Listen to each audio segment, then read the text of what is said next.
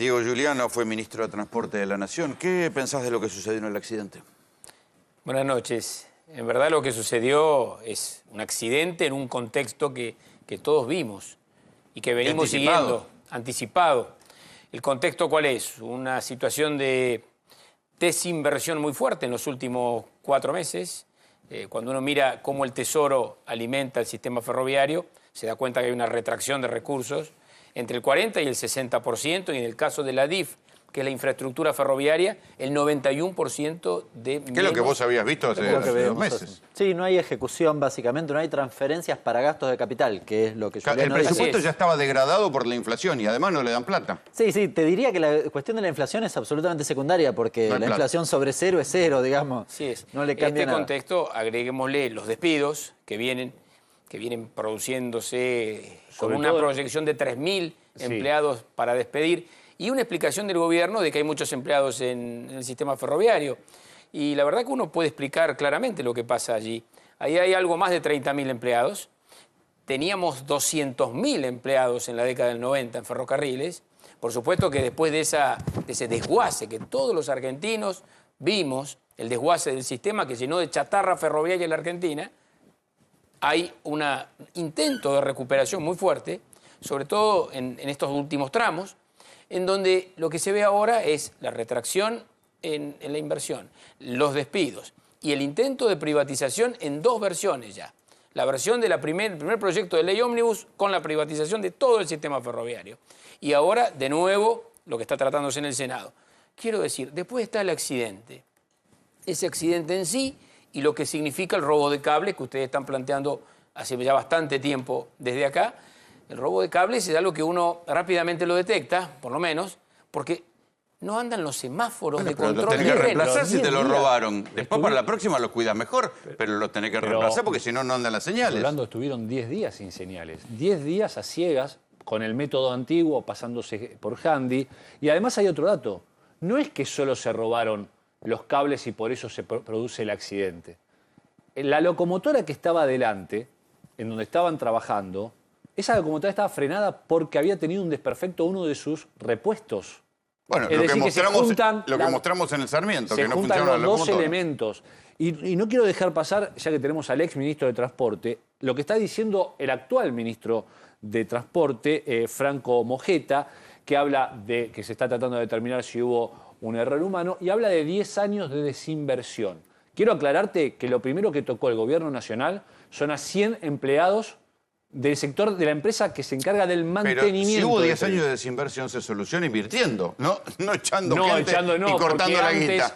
Exactamente. Incluso en esa cuestión de si hay o no desinversión, yo lo que puedo acreditar es que en estos últimos 4 años hubo una inversión ininterrumpida en el sistema ferroviario.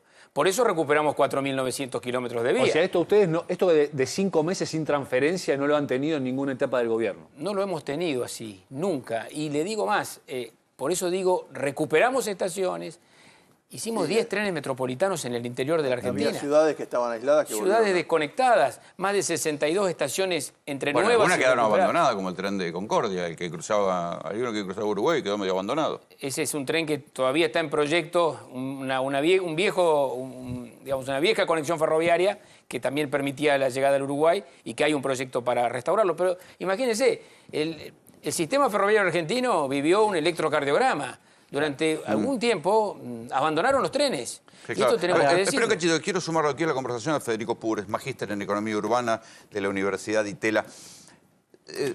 ¿Sirve la privatización de los trenes? Yo creo que como se planteó en el proyecto original de la ley ómnibus, que era privatizar incluso las infraestructuras ferroviarias, como el caso de ADIF, es único en el mundo, digamos. Eso es rarísimo. La infraestructura en las principales ciudades del mundo está a cargo del Estado. En todo caso, eventualmente lo que puede hacerse es, sobre la base de la infraestructura que tiene el Estado, plantearle el acceso abierto a otros privados, que es lo que se llama Open Access, que encima ya existe. O sea que no hace falta privatizar algo de vuelta. Ahora, los sistemas metropolitanos en las principales metrópolis del mundo son deficitarios. El Estado se hace cargo para mantenerlas y para sostenerlas. Por otros motivos, para abaratar el costo de la mano de obra que llega a las ciudades, por otro motivo. Porque cumplen un rol social. Entonces, la idea de privatizar abiertamente, pero no pasa en ninguna de las metrópolis, ni siquiera, digamos, en las neoliberales, digamos. Ni en Europa, digamos, que solo tienen mejor sistema ferroviario. Ni en Canadá, digamos. Esos ejemplos me parece que son muy extremos como están siendo planteados y marcan que en el caso del gobierno de Milei no hay un proyecto, una política de transporte, hay una política fiscalista. Se piensa que hay que subir el costo del boleto para aumentar los gastos ahí y encima hay que hacer un recorte de gastos y despidos. Fíjate que los despidos... Es una política fiscalista casi suicida porque cortaron la guita, se roban los cables y no hay plata para poner los cables. Digamos, estamos hablando Fíjate, Rolando, dónde cortan las gerencias operativas, porque uno puede asumir, y acá lo podemos sumar al exministro, hay alguna superposición de tareas, hay muchas empresas que quedaron de la época que se empezó a estatizar esto, hay muchísimas gerencias, hay gerentes, hay asistentes al CEO, hay sueldos de 2, 3, 4, 5 millones de pesos, y esos no se recortan porque es caro despedirlos. No hay plata, en Toto Caputo, no les baja la plata para pagar las van a recortar el sector más débil, que es el tipo quizás que está reparando la señalización. Fíjate que en muchos casos, parte de las personas que despidieron las tuvieron que reincorporar, porque eran los que hacían el trabajo. Sí. La privatización es grave. De todas maneras, ustedes saben que la gestión público-privado en el sistema ferroviario es posible. Lo que sucede es que acá no es solo la idea de la privatización total del sistema, sino que además es la idea de no subsidiar. Y la verdad que en el mundo entero, y esto coincidimos, en el mundo entero los sistemas ferroviarios están subsidiados. Cuando alguien ve en las películas o tiene la oportunidad de conocer el sistema ferroviario europeo, norteamericano, inmediatamente dice, oh, estos trenes que ven allí tienen el 90% de subsidio.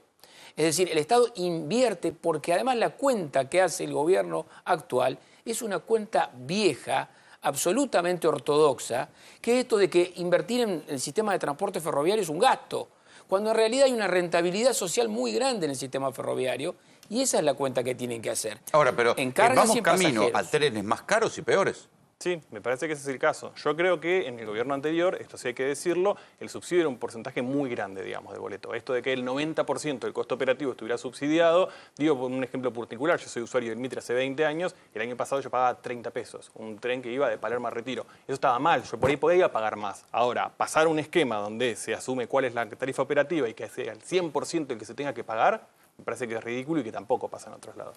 Sí. Diego, ¿cuánto tendría que ser hoy la tarifa sin subsidio? Bueno, ustedes recordarán que durante la campaña con Sergio Massa, que nos decían que que poníamos miedo, en realidad era dato preciso, dato de lo que iba a suceder. Decíamos que era 1.100 pesos sin subsidio. Lo que sucede es que... Ante el 25% de inflación. Estamos hablando de una cifra anterior. Pero también es verdad que esto que plantea aquí el economista tiene que ver con la tarifa. Y nosotros, durante nuestra gestión, durante 8 meses consecutivos, fuimos avanzando en la tarifa que había quedado relegada en función de la pandemia y de haber privilegiado a los esenciales dentro del sistema de transporte. Es cierto que fuimos avanzando y también es verdad que si usted quita el subsidio, algo inédito en el mundo, es olvidarse de los trenes. Si usted quita el subsidio, vamos a tener solamente tramos competitivos y muy pocos tramos competitivos en algunas áreas del área metropolitana de Buenos Aires. Y vamos a... Sí, está bien. Y después marchamos a ciudades como Lima o como el Distrito Federal. El Distrito Federal tiene una buena red de subterráneos donde es imposible transitar. Porque toda la gente que viene en tren viajaría en combis, en transportes informales, en autotrucho. Llegar van a tener que llegar. ¿Sabés lo que sería eso? Se desordena completamente desde lo ambiental, desde lo urbanístico. O sea, el sistema de transporte tiene esa cuestión esencial. Ahora, en este caso, se robaron los cables hace más de 10 días.